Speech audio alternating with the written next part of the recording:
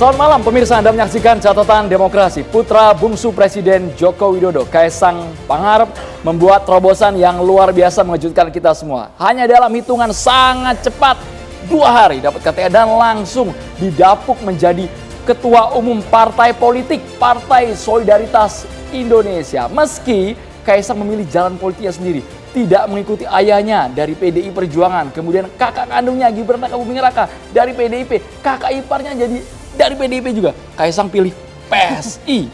Tapi banyak juga yang bertanyakan, apakah kemudian masuk ya Kaisang ke PSI ini dengan kemauan sendiri kah atau memang ada arahan dari Presiden Joko Widodo? Apakah ini kemudian sebuah skenario akankah ada dinasti politik ini yang beredar di luar sana? Ya kan, ini kan yang beredar di luar sana. Spekulasi ya. Spekulasi dengan masuknya Kaisang ke PSI dengan menjadi ketua umum dalam hitungan waktu yang singkat, nampaknya ini baru pertama kali terjadi. Lantas bagaimana membaca arah politik keluarga Jokowi? Betulkah jadi ya Kaisang menjadi ketua PSI ini kemudian akan menjadi kendaraan baru bagi Jokowi? Kita akan jawab nanti di meja Catatan Demokrasi.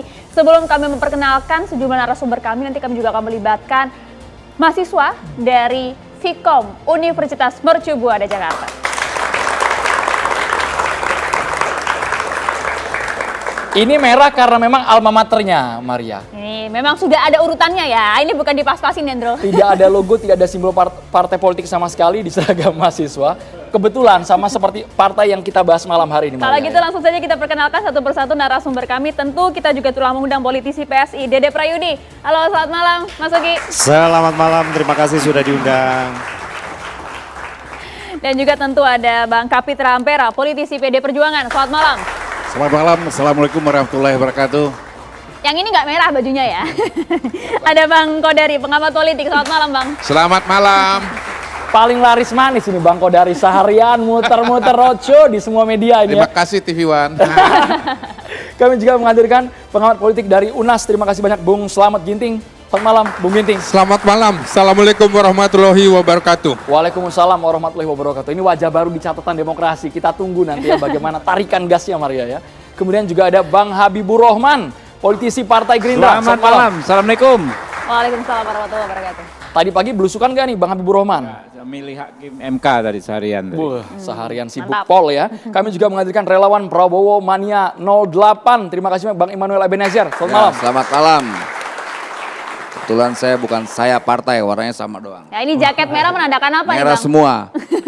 Satu hati Semangat sudah. merah putih, Oh, bukan semangat partisan. Putihnya dinantikan nanti ya, Bang. Oh Ya? gitu ya, iya dong. Jangan-jangan kalau dibuka ada gambar baca pres Bang. Enggak, Baca pres dari bacalek. tiga-tiganya. Caleg, Oh, caleg nomor caleg ya, 1 Bang. dari Kaltara, Baik. Kita langsung ke dari Bang- Partai Gerindra. Kita langsung ke Bang Uki. Bang Uki, apa sih Bang sebenarnya untungnya Kaisang Pangarep masuk PSI? Sepertinya dikasih karpet merah banget Bang. 2 hari langsung jadi ketua umum. Oke, untuk menjawab ini saya akan menjelaskannya secara kronologis ya. Oke. Oke, jadi sebenarnya komunikasi intens antara Mas Kaisang dengan para pengurus PSI itu sudah berlangsung lama sekali. Jadi Mas Kaisang mengenal dengan baik itu yang namanya Bro William misalnya ya, mengenal dengan baik Bro Giring, mengenal dengan baik Bro Mongol ya. Dan komunikasi intens, kemudian Mas Kaisang ini menyatakan sebenarnya, oh ini PSI ternyata menarik juga gitu. Kenapa nggak kita seriusin aja gitu. Jadi pertanyaannya harusnya dibalik, kenapa Mas Kaisangnya yang tertarik? Sebenarnya seperti itu ya. Dan kemudian beberapa hari yang lalu ketika kita sama-sama melihat lah yang namanya kehebohannya ya.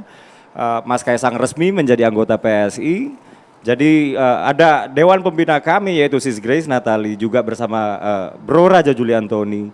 Juga ada pengurus yang saat itu menjadi ketua umum kami yaitu Bro Giring Ganesha yang datang sendiri ke kediaman Pak Jokowi di Solo ya mengantarkan KTA Itu pertanyaan Mas juga Kaisang. tuh, Bang. Ya, nanti aja ditanyanya ya. Mengantarkan KTA Mas Kaisang. Lalu kemudian saya agak flashback sedikit ya ke belakang ketika Bro Giring berulang tahun ke-40 ya.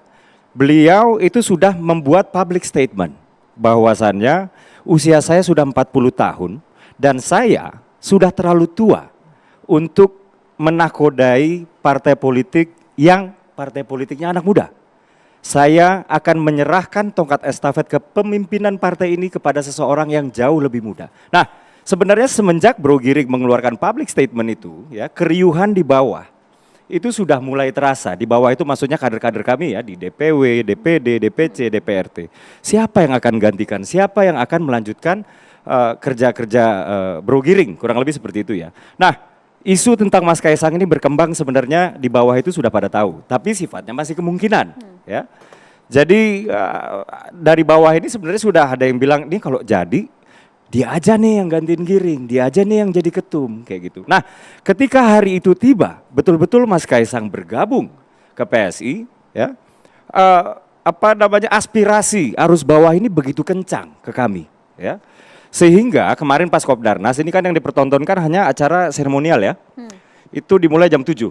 Padahal jam 3 seluruh DPW PSI se-Indonesia sudah berkumpul di DPP, ya.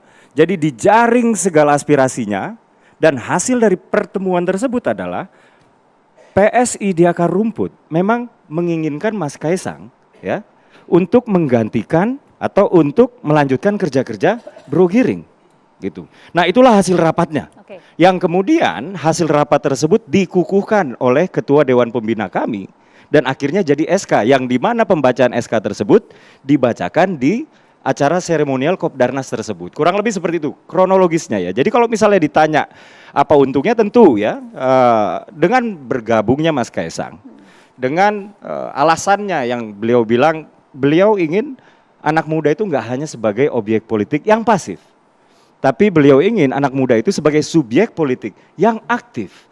Kami yang paling tahu apa yang kami inginkan. Kami yang berhak menentukan masa depan kami sendiri. Oke. Gen Z dan milenial memang kayak begitu karakternya.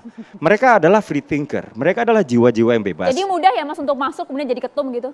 Ya asalkan diinginkan oleh arus bawah tadi, DPW tadi, ya inilah demokrasi. Demokrasi itu kan aspirasinya bergerak dari bawah ke atas. Di internal satu suara nggak? Bagaimana? Di internal satu suara nggak?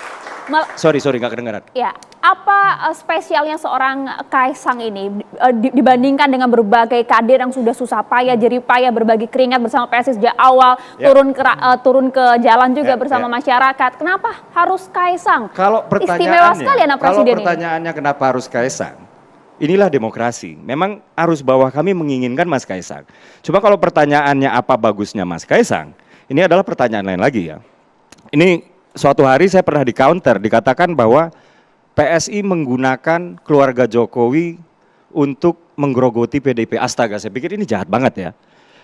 Begini, Mas Kaisang ini adalah seorang manusia dewasa yang bisa membuat keputusan untuk dirinya sendiri. Jadi jangan lihat Mas Kaisang seperti kita melihat tumbuhan. Ya, ini sama seperti Pak Jokowi ini. Yang seolah-olah, beliau itu bisa diapa-apakan oleh tangannya manusia, seolah-olah beliau itu cuma alat, seolah-olah beliau itu cuma instrumen. No, dia adalah seorang manusia yang otonom.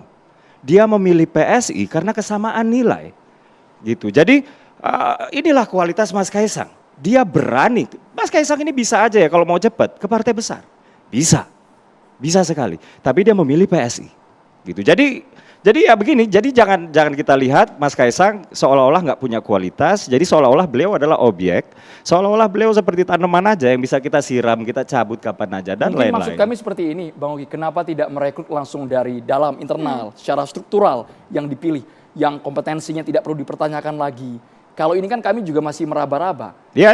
Kalau seperti memang tidak ada perdebatan di internal sehingga aklamasi satu suara semua ke Kaisang Pangarep. Ya kalau seperti itu kan di internal itu terserah DPW aja. Kami di DPP hanya mengakomodir apa yang menjadi keinginannya DPW. Masing-masing DPW, masing-masing daerah itu memiliki argumentasinya sendiri-sendiri. Mereka tetap misalnya ya Jawa Barat menginginkan Mas Kaisang.